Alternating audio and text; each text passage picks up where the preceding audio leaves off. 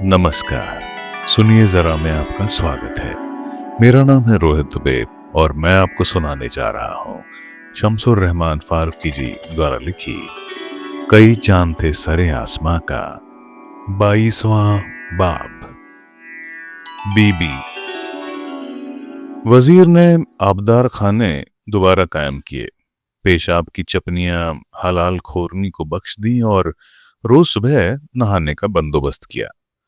Master black पर भी रोज का नहाना लाजमी करार दिया गया। इस पहली तब्दीली के बाद वजीर ने चंपी वाली आया को नौकरी से बर्खास्त किया। इसका जिक्र पहले हो चुका है। दूसरी बड़ी तब्दीली उसने खाने के मामले में लागू की। मसीहियों के मजहब में हलाल हराम का कोई तसव्वुर न था, ये बात उसे मालूम थी। सुअर के गोश्त पर वह पहले ही पाबंदी लगा चुकी थी। शराब के बारे में उसने इतनी मुरव्वत रखी कि बाहर दीवान खाने में मना न होगी। लेकिन सबसे बड़ी बात उसने यह देखी कि मसीहियों के यहाँ ताज़ा गोश्त और बासी गोश्त में फर्क न होता था। हलाल तो खैर वो खाने पर मजबूर ही थे कि शहर भर में बेहलाल गोश्त मिलता ही न था। लेकिन बासी, बुसा हुआ, यहाँ तक कि लगभग सड़ा गला गोश्त भी वो खा लिया करते थे। बस शर्त यह थी कि मसाले और खुशबुएं डालकर उसकी बदबू मार दी गई हो। दूध के बारे में उन्हें यह लिहाज भी न था। बकरी का दूध उन्हें बहुत पसंद था।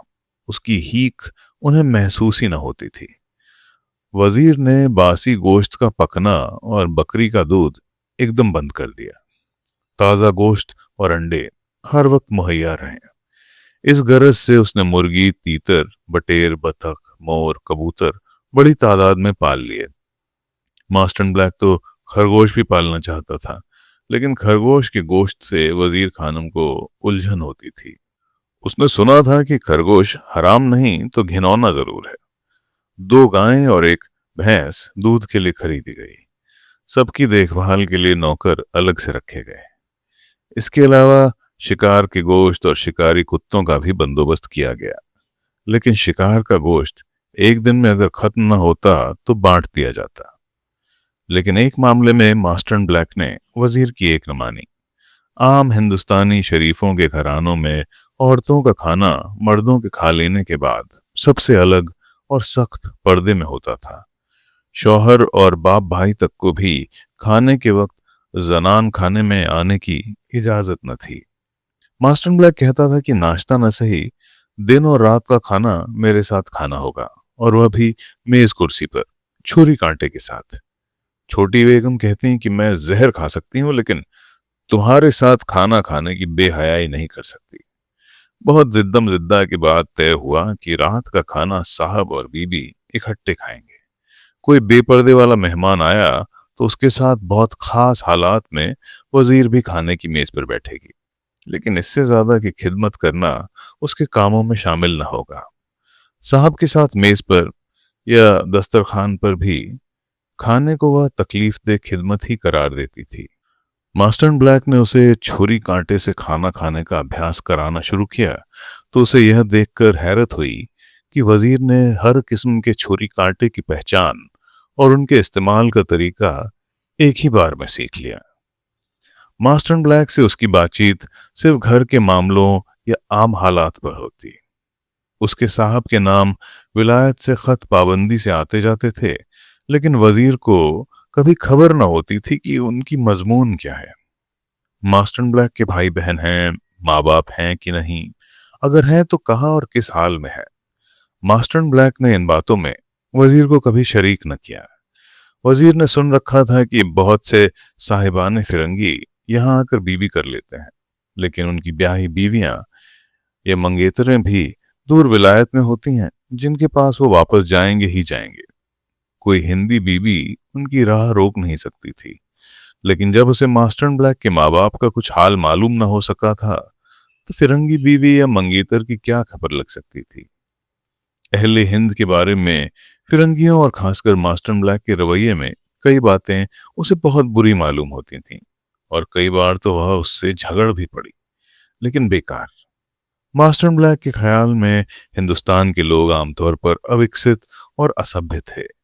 वह यहाँ रीत रस्म की ज्यादती पर हंसता था और कहता था कि दौलत और इज्जत दोनों गंवाने का अच्छा तरीका तुम लोगों ने निकाला है। यहाँ तक तो शायद कुछ ठीक भी था, लेकिन मास्टर ब्लैक के कौम वालों के दिल में हिंद और अहले हिंद की बातों, उनके रोजगार और रहन सहन, उनके ख्यालात और विश्वास, उनके मजहब, किसी चीज की कोई कद्र न थी। और सबसे बदतर यह है कि मास्टर ब्लैक के लफ्जों से नहीं, इशारों से भी नहीं, लेकिन हिंदुस्तान में उसके रहन सहन के अंदाज और यहाँ की दौलत से फायदा उठाने के तौर तरीकों से दो बातें बिल्कुल साफ नजर आती थीं।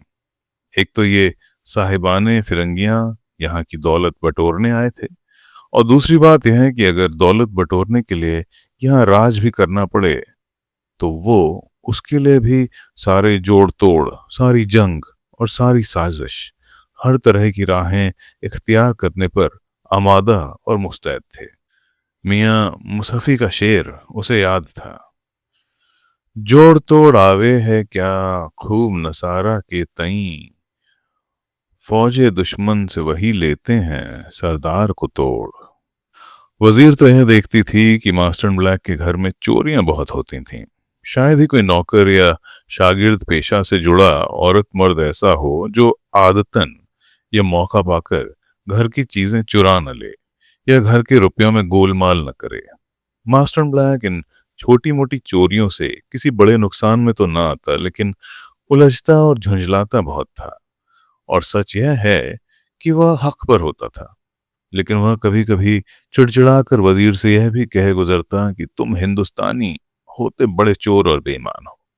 इस पर वजीर जलकर कबाब हो जाती और कहती कि खुदा जाने मोए मुंडी काटे अंग्रेज साहिबान के घर में या उनकी सोहबत में ही कोई खराबी है कि हमारे घरेलू नौकर तो एक दमड़ी, एक छिदाम की चोरी नहीं करते, चाहे नकद हो या सामान। तो तुम्हारा मतलब है हम लोगों ने उन्हें चोरी सिखाई है? मास्टर ब्लैक गुस्सा होकर कहता। सिखाई तो नहीं होगी, लेकिन अल्लाह जानता है हमारे नौकर चोर नहीं होते। तुमने भी नहीं सिखाई, लेकिन फिर ये लत उन्हें लगी कहां से? कभी सोचकर तो देखा होता। सोचना क्या है, ये सब हराम के जने हिंदुस्तानी होते ही ऐसे होंगे। निकाह ब्याह में तो तुम लोगों को यकीन नहीं है और मेरे लोगों को हराम का जना कहते हो। आइंदा ऐसी बात मुंह से निकालना मत ही, नहीं तो। गुस्से और जज्बात की ज्यादती से वह कुछ हाफने सी लगी थी। मास्टर ब्लैक को ही महसूस हुआ कि बात बिला वजह बढ़ गई। वह दौड़कर आबदार खाने से शरबते अनार ले आया और उसकी खुशामदें करने लगा। लो, 2 चमचे पी लो, जी ठहर जाएगा। चलो बात खत्म करो। I am sorry. उसने दुपट्टे से आंसू पोंछे। हल्की सी मुस्कुराहट उसके चेहरे पर आई। उसे साहब की यह बात बहुत अच्छी लेकिन अजीब लगती थी कि वह आई एम सॉरी कहने में कुछ तकल्लुफ न करता था, वरना आमतौर पर मर्द कभी माफी मांगते ही न थे। साहब की जबान से आई एम सॉरी उसे बहुत भला लगता था। कभी कभी तो वह जानबूझकर कोई ऐसी बात छेड़ती जिसका खात्मा साहब की आई एम सॉरी पर हो। उधर साहब को बीवी की जबान से अंग्रेजी लफ्जों की टूटी फूटी अदायगी भी बड़ी प्यारी लगती थी। वह क्रिसमस को किसमिस कहती, शैंपेन को संपन्न बोलती और पार्सले को पितरसली कहती। दूसरी तरफ साहब भी हिंदी अल्फाज का उच्चारण करने में कुछ कम तोड़मोड़ न करते थे। वजीर से तो मास्टर ब्लैक अच्छी खासी हिंदी में गुफ्तगू करता, लेकिन नौकरों से और दूसरे अंग्रेजों से बात करते वक्त वह अच्छे भले हिंदी अल्फाज की गत बिगाड़ कर रख देता था। पीकदान को पिगडेन, पीकदानी को पिगडनी, छींट को चिंट्स, चिट्ठी को चिट, चंपी को शैम्पू, सिपाही को सिपॉय, खिचड़ी को किचड़ी बना देना तो उसके बाएं हाथ का खेल था।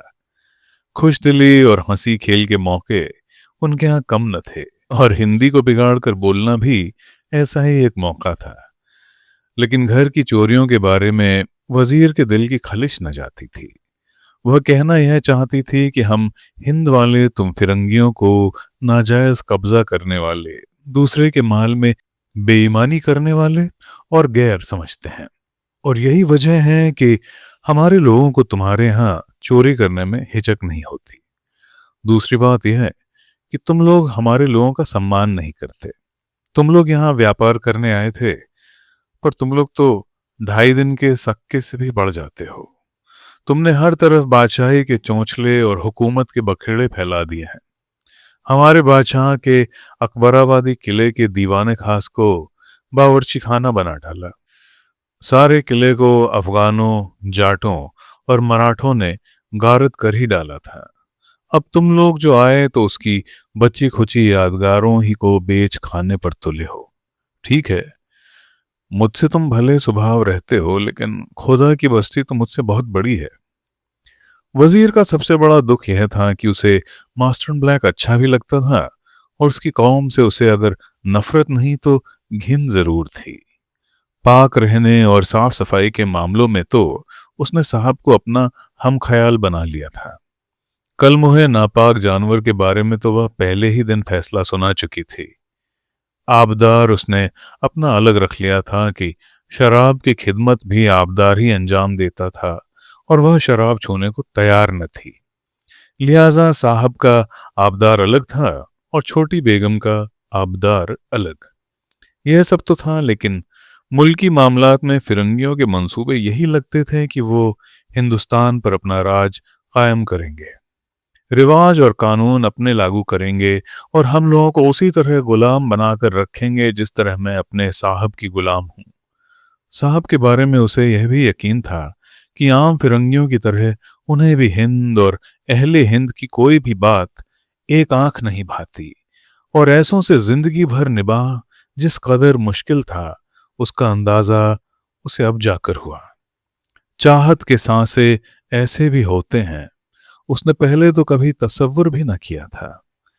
लेकिन ये बातें वह कहती तो किससे कहती और किस तरह कहती। उसे खूब मालूम था कि मेरा और मेरे साहब का रिश्ता सबसे पहले बिस्तर का है, और बिस्तर में मुल्की मामले खलल नहीं डालते। अगर साहब उसे आज छोड़ दें तो फिर वह किसका मुंह देखेगी। उसे दोबारा अपने हालात बेहतर बनाने, अपने हुस्न को अपनी पूंजी के तौर पर इस्तेमाल करने के लिए जद्दोजहद करनी पड़ेगी। और दिल्ली क्या और हिंदुस्तान क्या, उस जमाने में सबको अपनी अपनी पड़ी थी। छोटी खानम भी अगर अपनी नवेड़ने में पड़ी थी तो किसी का क्या इजारा था।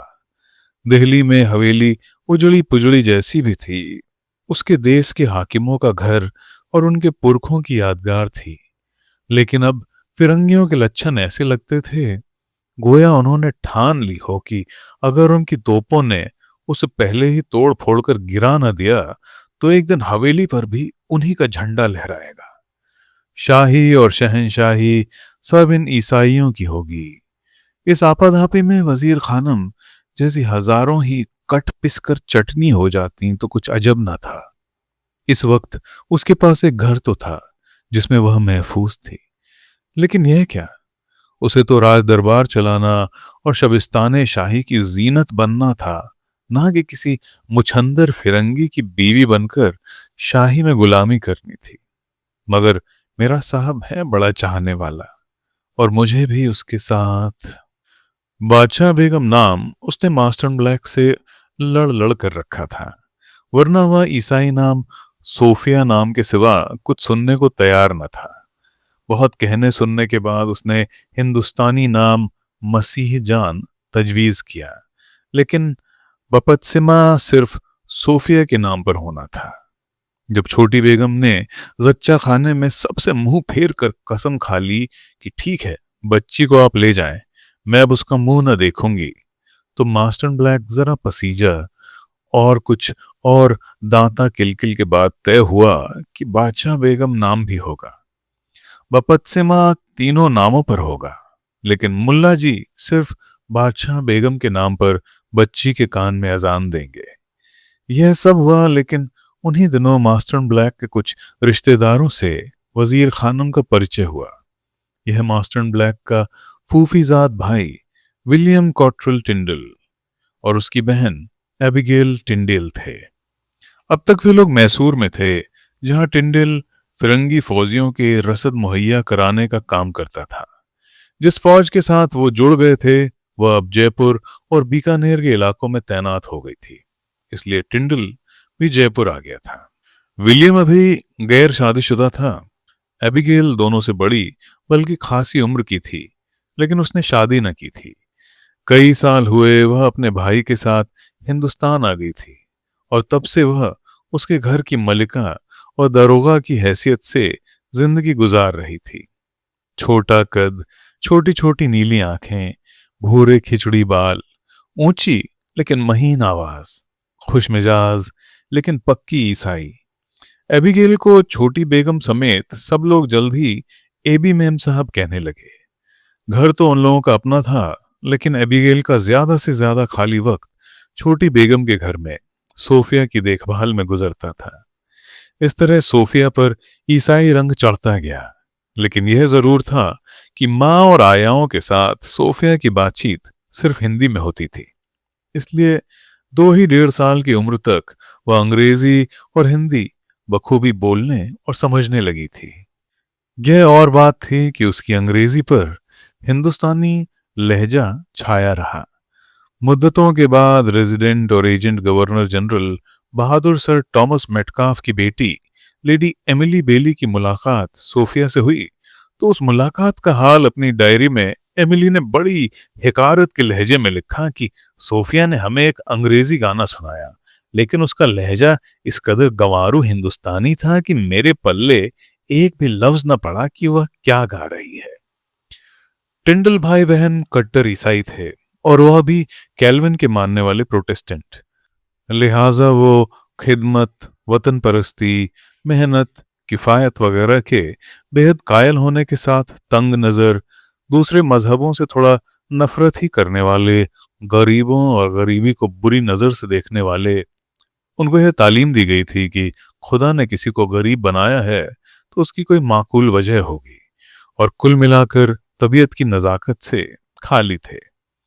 विलियम टिंडल कम बोलने वाला था, लेकिन एबिगेल टिंडल की जबान कतरनी की तरह चलती थी और वह यह बात जताने का कोई मौका न चूकती थी कि हिंदुस्तान के लोग न सिर्फ ऊपर से काले होते हैं, बल्कि चूंकि काला रंग और सियाही एक ही चीज है और सियाही के मानी हैं गुमराही और बदअक्ली, इसलिए उनकी निजात नहीं हो सकती।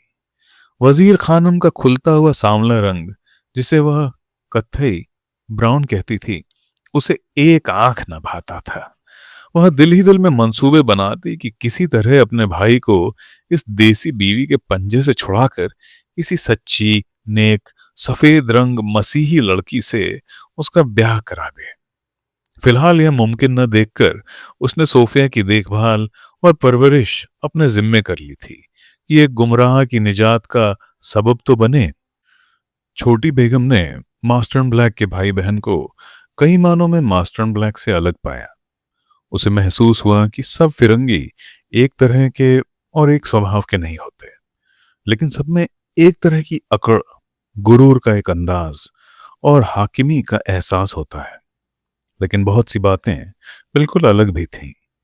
एबी को सफाई सुथराई का ख्याल मास्टर ब्लैक से भी कम था। वह कई कई दिन अपने नाखून न तरशवाती और वही मैले नाखूनों वाली उंगलियां वजीर खानम के बच्चों के मुंह में प्यार से चुसाती रहती। वजीर को घिन तो बहुत आती, लेकिन उसका बस ही कुछ न था। खुद मास्टर ब्लैक इन बातों के बारे में लापरवाही करता था, लिहाजा उससे शिकायत बेफायदा रहती। लेकिन विलियम टिंडल को सफाई का ख्याल हद से भी बढ़कर था। एबी खासी कंजूस और बातूनी होने के साथ ही तुनक मिजाज भी थी। विलियम कम और उम्दा बोलने वाला था, लेकिन पैसे कौड़ी के बारे में जरा कड़ा था। मास्टर ब्लैक को अच्छे खानों का बहुत शौक था, लेकिन उन भाई बहन की इस बारे में कुछ खास पसंद न थी। सीने काढ़ने बुनने में एबी मेम साहब अलबत्ता काफी माहिर थीं। छोटी बेगम को यह भी महसूस होता कि उसके हुस्न और कशिश की वजह से एबी उसे जलन की निगाह से देखती है, और मास्टर ब्लैक के बच्चों पर इतना ध्यान देने और मेहनत करने की एक वजह यह भी थी कि एबी को उम्मीद थी कि इस तरह वह उन्हें अपनी मां से अलग कर सकेगी। छोटी बेगम को यह बात नागवार तो बहुत थी, लेकिन उसे बच्चे पालने और उनकी तरबियत के ढंग कुछ बहुत ठीक से ना आते थे, और ना उसे ये कसाले खींचने पसंद ही थे। उसे यह भी अंदेशा था कि बच्चों की देखभाल करने और देर तक दूध पिलाने से उसके जिस्म का खिंचाव, कसाव, सुडौलपन और मुंह की रौनक जाती रहेगी। बच्चे उसे अच्छे तो बहुत लगते थे, लेकिन उनको पालने की खखेड़ उठाना, अल्लाह मेरी तौबा, बड़ी बाजी का सा जिगरा सबका नहीं हो सकता। यही वजह थी कि वह मार्टिन और बादशाह बेगम दोनों ही बच्चों की देखभाल का सारा नहीं तो बेशतर कम दाइयों और एबी मेम साहब ही पर छोड़कर एक तरह से बेफिक्र सी हो गई थी। बादशाह बेगम की पैदाइश के वक्त मार्टिन उर्फ अमीर मिर्जा, पैदाइश 1827, 1.5-2 साल का था, और वह भी 2 साल की उम्र तक अंग्रेजी हिंदी दोनों ही जबानें फर फर बोलने लगा था। दोनों बच्चों के लिए घर के अंदर एक आया और बाहर के लिए दाई खिलाई तैनात थी। सोफिया के लिए ऊपर से दाई पिलाई भी थी। वजीर खानम ने बहुत ढूंढकर दोनों बच्चों के लिए अच्छी जात की मुसलमान दाई पिलाइयां नौकर रखी थीं। मास्टर ब्लैक इन इंतजामों से खुश था कि इस तरह उसका दिल बहलाने और बिस्तर सजाने के लिए वजीर की खिदमतें ज्यादा आसानी से मुहैया हो सकती थीं। यूं भी उसे बच्चों से कुछ खास लगाव न था। हाँ, तोहफों वगैरह और मिठाई रेवड़ी की हद तक उसका हाथ बहुत खुला हुआ था। उन दिनों सर्दी खूब चमकी हुई थी। सन 1829 के बड़े दिन में अभी कुछ मुद्दत बाकी थी, लेकिन तैयारियां शुरू हो चुकी थीं। दावतों के जानवर तैयार किए जा रहे थे। कलकत्ते से शैंपेन की नई बोतलों और दूसरी शराबों का इंतजाम किया जा रहा था। सब बच्चों, रिश्तेदारों, नातेदारों, मुलाजिमों के लिए तोहफों का बंदोबस्त हो रहा था। नौकर भी अपनी तरफ से डालियों के बंदोबस्त में लगे थे। डाली का कायदा यह था कि जो शख्स जितनी कीमत का सामान लाता, उसे भी उतनी ही या कुछ ज्यादा कीमत का तोहफा दिया जाता। यह बात भी उसे यहां आकर मालूम हुई कि डाली का ताल्लुक फूलों या फलों से न था, बल्कि डाली उन छोटी छोटी कश्तियों या टोकरियों को कहते थे जिनमें फल रखकर लाए जाते थे। आमतौर पर 2 कश्तियों या टोकरियों को एक साथ बांधते थे और एक डाली में एक ही तरह का फल डालते थे। अंग्रेजों के यहाँ तोहफे में फल भेजने का इतना रिवाज था कि आहिस्ता आहिस्ता डाली के मानी ही फलों का तोहफा और फिर त्योहारों पर हाकिमों के यहाँ भेजने का तोहफा हो गए। यहाँ के नौकर मिठाई और फल से ज्यादा दस्तकारी और कारीगरी की चीजें लाते थे, जो कभी कभी बेकार भी होती थीं, लेकिन उनकी कीमत का अंदाजा करके उन्हें वापसी तोहफा दिया जाता था। दिल्ली और आगरा से गोटा किनारी और रेशमी कपड़े, अजमेर से नई जूतियां, उदयपुर से मीनाकारी के जेवर, कश्मीर से पेशवाज और जामे के लिए पारचे, हर चीज तलाश करके मंगवाई जा रही थी। टिंडेल भाई बहन की वजह से एक बड़ा फायदा वजीर को यह था कि अब वह भी कह सकती थी कि अंग्रेजों के यहाँ हमारा बराबर का आना जाना है। अब वह दिल में खुद को पिछड़ा और हेठा न महसूस करती थी, जैसा कि शुरू में था, कि यहाँ उसकी पहुंच अच्छे खानदानों तक न थी और अंग्रेज तो उसकी तरफ बेपरवाह निगाह डालने के भी रवादार न थे। उस वक्त सोफिया 1.5 साल की थी और मार्टिन 3 साल का हो चुका था। दोनों बच्चों के लिए दाई खिलाइयां और आयाएं पहले की तरह मौजूद थीं, मगर सोफिया का दूध एबी मेम साहब ने जबरदस्ती छुड़वा दिया था। दोनों बच्चे दाई खिलाइयों के साथ बाहर खेलने गए हुए थे। नौकरों की बड़ी तादाद के सबब घर में पर्दे वाली बात मुश्किल से ही हो सकती थी। मास्टर ब्लैक उस दिन कुछ निढाल था, रेजिडेंट ही ना गया था। वो अपने लंबे चौड़े पलंग पर पेट के बल पड़ा सोने की कोशिश कर रहा था और वजीर उसकी पीठ और कमर धीरे धीरे दबा रही थी। ये सब छोड़ो, नहीं तो मुझे दरवाजा बंद करना पड़ेगा, मास्टर ब्लैक ने हंसकर कहा। तौबा है, आपको और कोई अच्छी बात नहीं सुझाई देती? और ये नौकर जो हर वक्त चोरों की तरह सुनगुन लेते रहते हैं, क्या कहते होंगे? कहते क्या होंगे, उनके यहाँ यह सब नहीं होता क्या? अल्लाह मेरी तौबा, मैं चली जाती हूँ। ये कहकर वजीर उठने ही वाली थी कि मास्टर ब्लैक ने उसका बाजू पकड़कर उसे बिठा लिया और खुद उठकर बैठ गया। अच्छा ये बताओ, तुम यहां मेरे पास खुश हो कि नहीं? उसने वजीर खानम की ठोड़ी पकड़कर उसका सिर उठाया और उसकी आंखों में आंखें डालकर कहा, बेधड़क कहो, मेरा कुछ ख्याल न करना। वजीर ने बड़ी बड़ी शरबती आंखें झुकाई, जैसे कुछ सोच रही हो, और सोच में वह यकीनन पड़ गई थी। साहब ये सवाल इस वक्त क्यों पूछ रहे हैं? इधर कोई ऐसी बात भी नहीं हुई थी, न बच्चों के बारे में, न उसने अपने घर जाने और बाप बहनों से मिलने का कुछ ख्याल जाहिर किया था। उसको मास्टर ब्लैक की यह अदा पसंद भी थी और वह इससे घबराती भी थी कि हिंदुस्तानी लोगों के बरखिलाफ वह हर बात बहुत साफ साफ और बेखटके कह देता था। हम लोग तो देर तक इधर उधर की बातें करते हैं, फिर इशारों इशारों में कुछ भूमिका बांधते हैं, फिर मतलब की बात बोलते हैं, और वह भी जहां तक हो दबी दबी रखते हैं। मियाँ बीवी, बाप बेटे, भाई भाई, सब में यही दस्तूर है। और साहब थे कि हर बात फट से कह देते थे। उनकी देखा देखी वजीर ने भी बड़ी हद तक साफ साफ और बेतकल्लुफ बात कहने की आदत डाल ली थी, लेकिन पूरी तरह खोल कर कहने में उसे बड़ी परेशानी होती थी। मुंह से बात ही न निकलती, और उधर साहब इस कदर घामड़, घामड़ ही कहा जाएगा ऐसे लोगों को, कि इशारा बिल्कुल न समझते थे या समझने को तैयार न थे। उसके जी में आया कि कहे, और सब तो ठीक है, लेकिन ना कोई कागज है न इकरारनामा। मेरे आगम आपने कुछ सोचा है कि नहीं? लेकिन जाहिर है वह ऐसी कोई बात खुलकर नहीं कह सकती थी, चाहे जान पर ही बनी हो। एक दो लम्हे चुप रहकर उसने आंखें उठाई और जरा सा मुस्कुराकर बोली, हाँ खुश तो हूं, बहुत खुश हूं, लेकिन। उसने दोबारा सिर झुका लिया। लेकिन क्या? बताओ बताओ, तुम्हें किस चीज की कमी है? मैं अभी उसका इंतजाम करता हूं, डरो नहीं, साफ साफ बोलो। नहीं नहीं, किसी चीज की कमी नहीं। उसने चीज पर कुछ जोर देकर कहा, सब कुछ तो है मेरे पास, मगर आप आज ये क्यों पूछ रहे हैं? दुश्मनों की तबीयत नासाज है, इस वजह से मेरे साथ चुगली करने की क्या सूझी है? नहीं, इसमें चुहल की क्या बात है? बस यूं ही ख्याल आ गया कि तुम मेरी खातिर घर से दूर पड़ी हो तो। आप ही की खातिर तो पड़ी हूं, बस यही मेरा जवाब है। आप तो जानते ही हैं। शाबाश मेरी प्यारी, मास्टर ब्लैक ने कहा। ऐसे मौकों पर उसके लहजे और उसके अल्फाज दोनों में अंग्रेजियत आ जाती थी, जो वजीर खानम को बहुत बुरी लगती थी, लेकिन वह अपनी नागवारी को बहुत सलीके से छुपा जाया करती थी। मैं तुमसे बहुत बहुत खुश हूं, मुझे तुम पर घमंड है।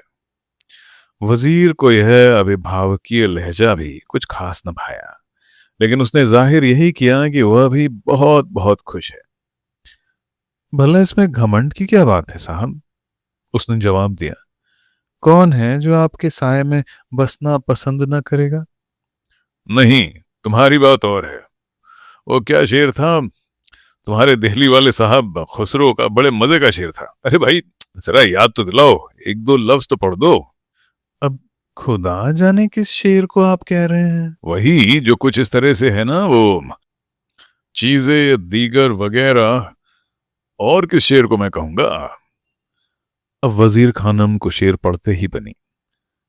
ठीक है, मुझे याद आ गया।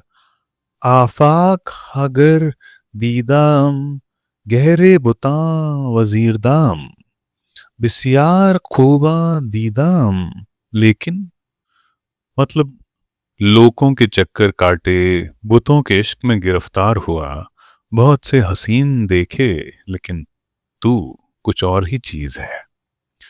मिसरा पूरा होने के पहले ही मास्टर ब्लैक बोल उठा, आहा, लेकिन तू चीजें दीगरी, वाह वाह, कितनी अच्छी बात कही।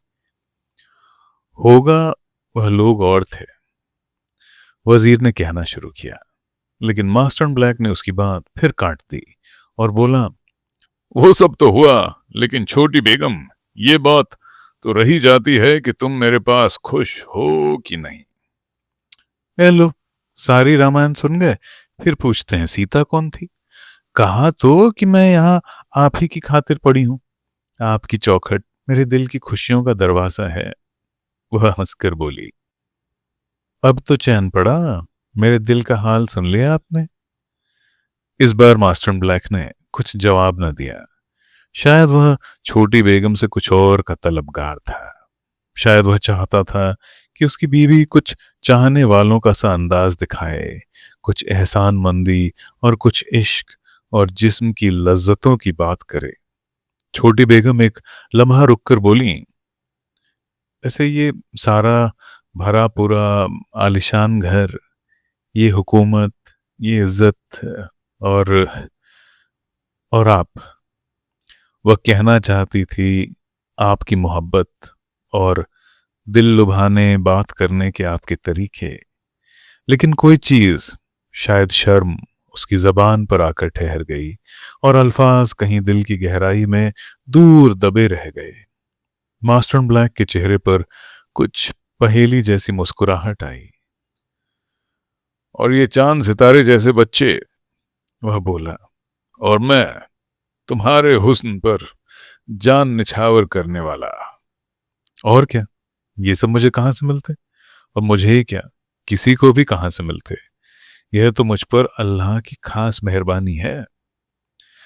वह यह सब कह तो रही थी, लेकिन उसके जी में था कि किसी तरह यह भी पूछ लूं कि ऐसे ही जान छिड़कने वाले हो तो मुझे निकाही बीवी न सही, लिखा पड़ी की बीवी ही बना देते।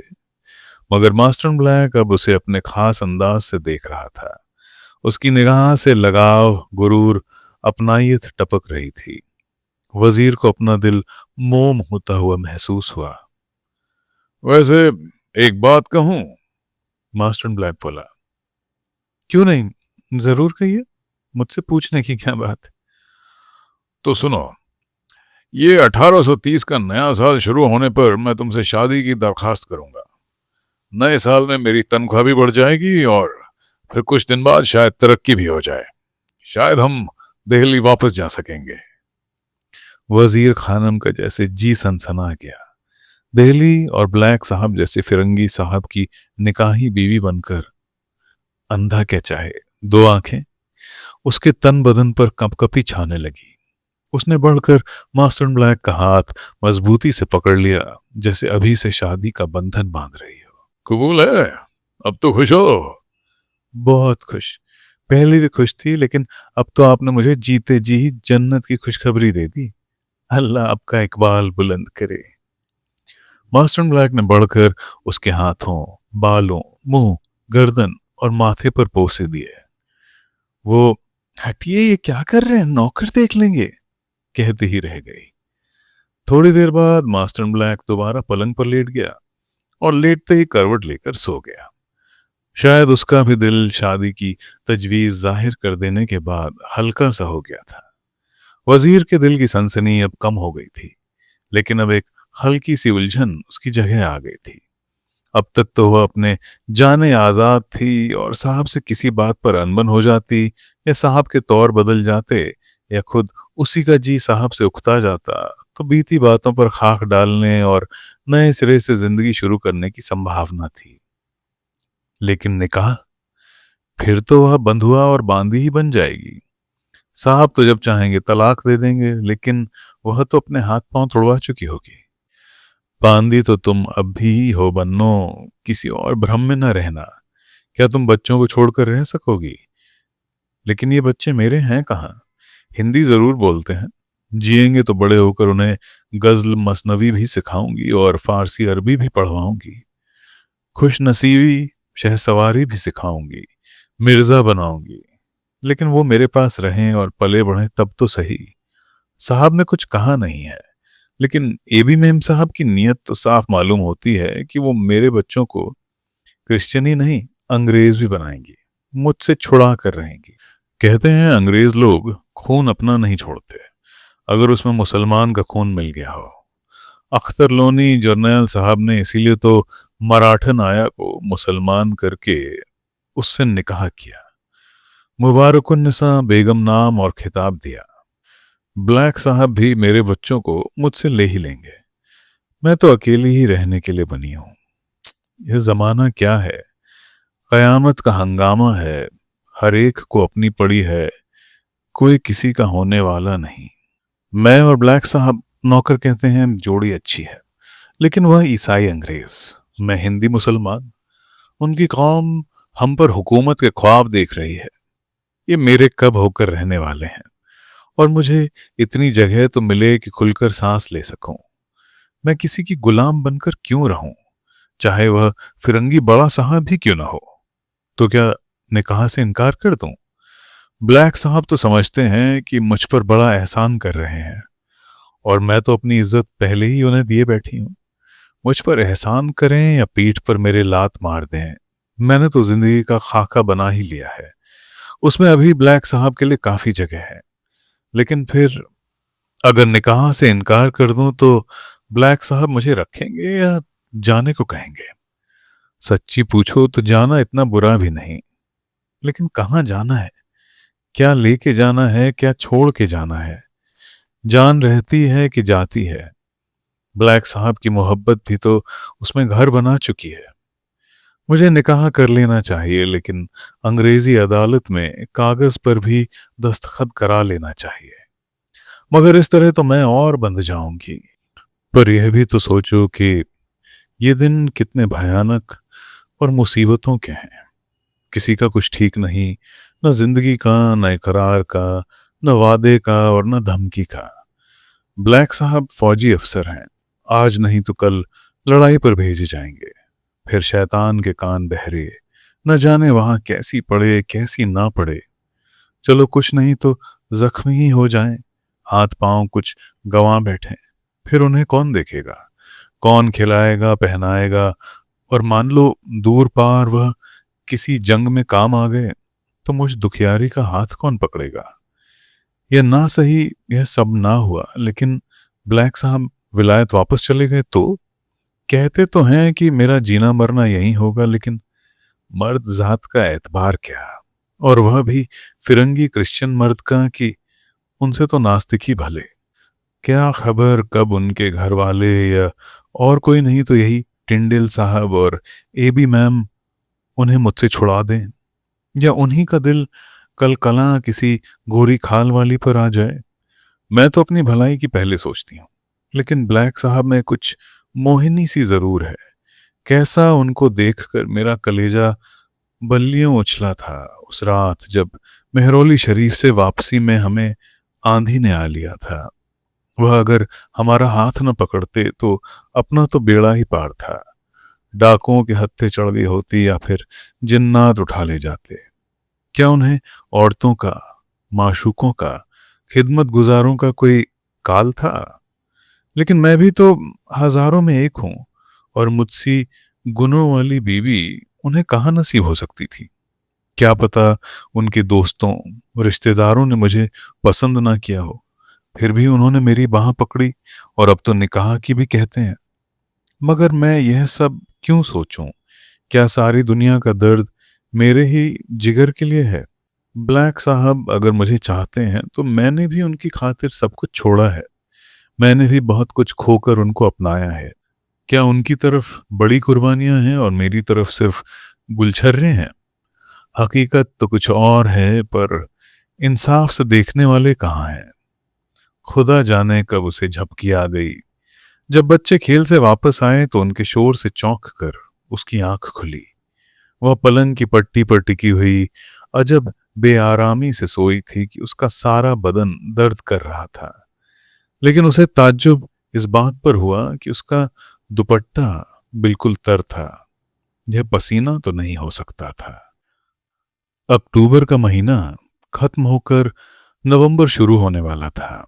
मास्टर ब्लैक ने नौकरों की तनख्वाह के लिए रुपयों के 3 तोड़े लाकर उसे 2-3 दिन पहले ही दे दिए थे। वह हर महीने की 4 तारीख को तनख्वाह बांटती थी, शायद इसलिए कि जब वह इस घर में आई थी तो उस दिन 4 तारीख थी। पहली बार जब सब नौकर उसे सलाम करने को हाजिर हुए तो वो सन्नाटे में आ गई थी।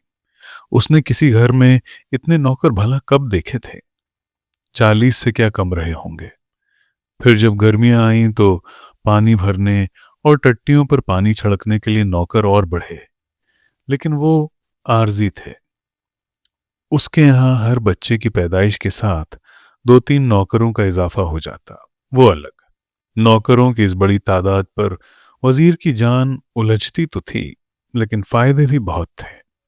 साहब जब तक घर में होते, वह उनके साथ बातों में, खाने की मेज पर या और तरह से मशगूल रहती थी।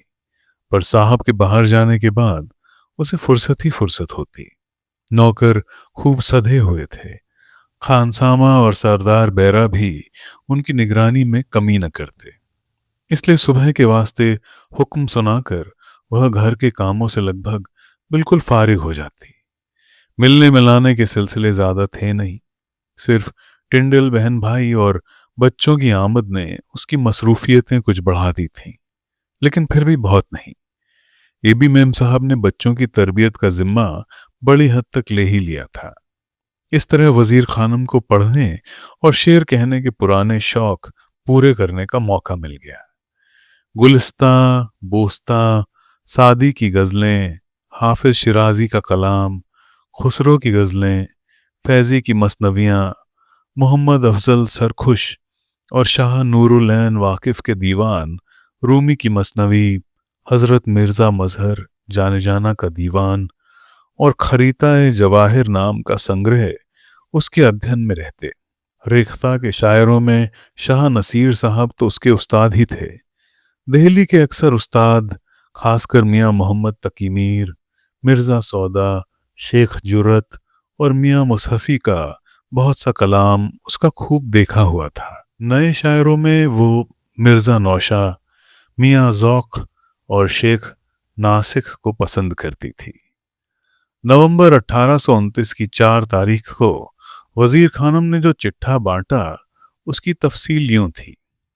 चांद खां खानसामा 12 रुपए, नूर मियाँ बकावल 11 रुपए, शहामत अली साहब का आबदार 8 रुपए, लाल खां बीवी साहब का आबदार 6 रुपए, घसीटे खां बावर्ची 5 रुपए, अमर सिंह खिदमतगार अव्वल 7 रुपए, केवल राम खिदमतगार दोयम 6 रुपए, ईदू मियाँ मशालची 4 रुपए, नथुलाल धोबी 8 रुपए, नन्हे मियाँ स्त्री वाला 5 रुपए, मुन्नन खां दर्जी 8 रुपए, रामदई बड़ी आया 10 रुपए, लाडो बेगम दाई खिलाई 7 रुपए, नाजो बेगम दाई खिलाई 7 रुपए, रमजी छोटी आया 5 रुपए, अनवरी बीबी मामा असील 10 रुपए, चतर सिंह डोरिया अव्वल 5 रुपए, नाहर सिंह डोरिया दोयम 4 रुपए, तमीज़न हलाल खोरनी मेहतरानी 2 रुपए, नरगिस खाकरोब मतलब झाड़ू लगाने वाली 1.5 रुपए, चंदन सिंह सरदार बैरा 8 रुपए, आलम सिंह बैरा 6 रुपए, राम कृपाल ग्वाला 4 रुपए, करतार सिंह भेड़ीवाला 5 रुपए, सद्दू मियाँ मुर्गी बटेर वाला 5 रुपए, नाथुराम माली अव्वल 5 रुपए, लल्लू माली दोयम 3 रुपए, श्यामलाल मजदूर 2 रुपए, शेरा मजदूर 2 रुपए, चुन्नी देवी घोड़ों को चारा देने वाली 2.5 रुपए, नबी करीम बहलबान 10 रुपए, गुलाम खां सईस 4 रुपए, नत्थू खां सईस 4 रुपए, कैलाश सईस 4 रुपए, धनीराम सईस 4 रुपए, लखनलाल सईस 4 रुपए, कायम खां सईस 4 रुपए, नवाजिश अली सईस 4 रुपए, अभय सिंह सईस 4 रुपए, कलुआ चरकटा 2 रुपए, रामू चरकटा 2 रुपए, पीरू चरकटा 2 रुपए, सलामत भिश्ती अव्वल 8 रुपए, लल्लन खां भिश्ती दोयम 5 रुपए, कल्लन खां भिश्ती सोयम 4 रुपए, दीनानाथ बढ़ई अव्वल 8 रुपए, खिलावन बढ़ई दोयम 4 रुपए, राम बहादुर कुली मशाल बरदार 2 रुपए, बंदा गणेश कुली मशाल बरदार 2 रुपए, नैन सिंह चौकीदार 5 रुपए, नवल सिंह चौकीदार 5 रुपए, बख्तावर खां दरबान 4 रुपए, कादिर बख्श चपरासी 5 रुपए, गौस खां चपरासी 5 रुपए, फूलवती मालिश वाली नाइन 3 रुपए, सहेली देवी चंपी वाली 4 रुपए, जोरावर खां चौबदार 7 रुपए, धनंजय चौबदार 7 रुपए। नौकरों की कुल तादाद 58। कुल चिट्ठा बराए नवंबर 1829 300 रुपए। गर्मियों के मौसम में टट्टियां भिगोने और आमद झाड़ पोंछ करने वालों का इजाफा हो जाता था। ये तादाद में 8 होते और इनकी तनख्वाहें 1.5 से 2 रुपए माहवार होती। हवेली से बाहर कुछ नौकरों की तनख्वाह ब्लॉक साहब खुद बांटते थे। ये शायद कंपनी बर्दाश्त करती हो। उनका सही इल्म वजीर को न था। ये लोग हरकारे, सिपाही और शायद 1-2 जासूसी और मुखबिरी का काम करते थे। घर में उनका आना जाना मना था। दीवान खाने में या बड़े कमरे के सामने साहब जिस कमरे में होते वहां एक चपरासी हर वक्त मौजूद रहता। इसी तरह बड़ी आया और छोटी आया में से एक खादिमा हर वक्त वजीर खानम की पेशी में या कमरे के सामने रहती।